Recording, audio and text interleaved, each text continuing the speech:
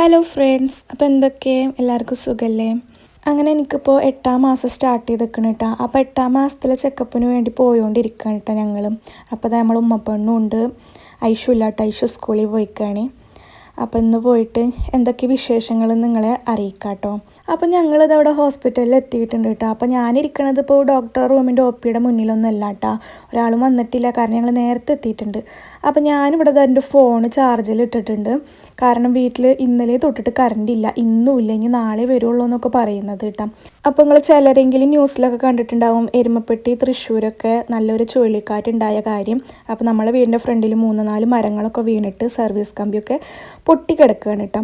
അപ്പോൾ അത് കാരണമാണ് ഉമ്മ ഡോക്ടർ OPയുടെ മുന്നിൽ റെഡി ആയിരിക്കുന്നുണ്ട്, കാരണം എപ്പോഴും ഡോക്ടർ വിളിക്കാൻ പറയാൻ പറ്റില്ല, അപ്പോൾ ഒരാൾ അവിടെ ഇരിക്കണ്ടേ. അപ്പോൾ അങ്ങനെ ഇരിക്കുന്ന ടൈമിലാണ് കേട്ടോ ഒരു സിസ്റ്റർ എന്ന് പറഞ്ഞത് ഇന്ന് ഇവിടെ ഒരു ക്യാമ്പ് ഉണ്ട്, അപ്പോൾ അവിടെ സൗജന്യമായിട്ട് ബ്ലഡൊക്കെ ടെസ്റ്റ് ചെയ്ത് കൊടുക്കുന്നുണ്ട് കേട്ടാന്ന്.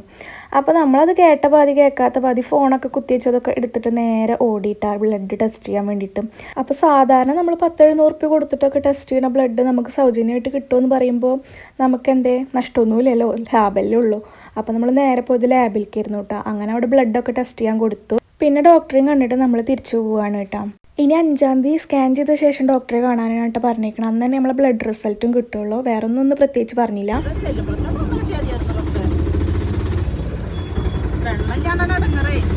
അപ്പം എൻ്റെ ഉമ്മ കറണ്ട് ഇല്ലാത്തതിൻ്റെ വിഷമം ഓട്ടോറിക്ഷ ഓടിക്കണ കാകാൻ്റെ അടുത്ത് പറയുകയാണ് കേട്ടോ. കാരണം മോട്ടർ അടിക്കാത്ത കാരണം കൊണ്ട് ഒരു തുള്ളി വെള്ളവും ഇല്ല, ഒന്നുമില്ല.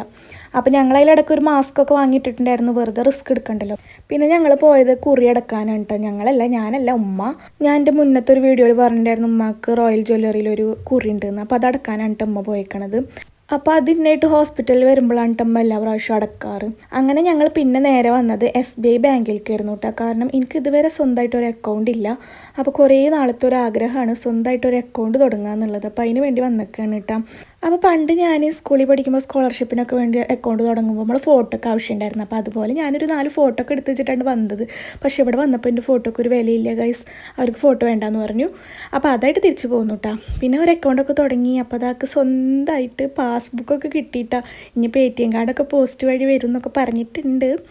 അങ്ങനെ ഞങ്ങൾ നേരെ ഒരു ജ്യൂസൊക്കെ കുടിക്കാച്ചിട്ട് വന്നു കേട്ടോ. പിന്നെ നല്ല വിശപ്പുണ്ട്. വീട്ടിലാണെങ്കിൽ കറണ്ട് ഇല്ലാത്ത കാരണം ഒരു വസ്തു ഉണ്ടാക്കിയിട്ടില്ല, വെള്ളമില്ല, ഒന്നുമില്ലല്ലോ.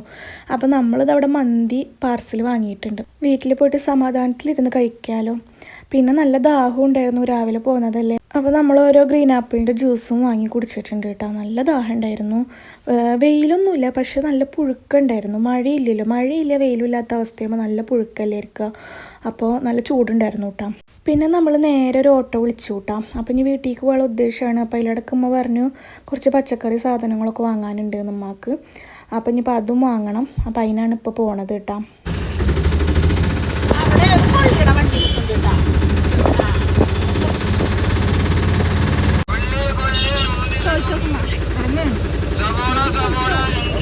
അങ്ങനെ ഇറങ്ങാൻ മടിച്ച് വണ്ടിയിലിരുന്ന് എൻ്റെ ഉമ്മ ഇറക്കിയിട്ടോ. എന്നിട്ട് ഉമ്മ പച്ചക്കറിയൊക്കെ വാങ്ങി. പിന്നെ നമ്മൾ നേരെ ഒരു ഫാൻസി കടയിൽ കണ്ടു പോയത്, കാരണം ഐഷുവിന് ഒരു കമ്മൽ വാങ്ങാണ്ടായിരുന്നു. അവൾക്ക് ഗോൾഡ് അലൗഡ് അല്ല സ്കൂളിലേക്ക്. അപ്പോൾ ഇത്രയും നാൾ ഗോൾഡൊന്നുമല്ല ഇട്ട് കൊടുത്തിരുന്നു, ഇങ്ങനത്തെ കമ്മൽ തന്നെയാണ്. പക്ഷെ അത് അവൾ കൊണ്ടുപോയി കളഞ്ഞു ഗൈസ്.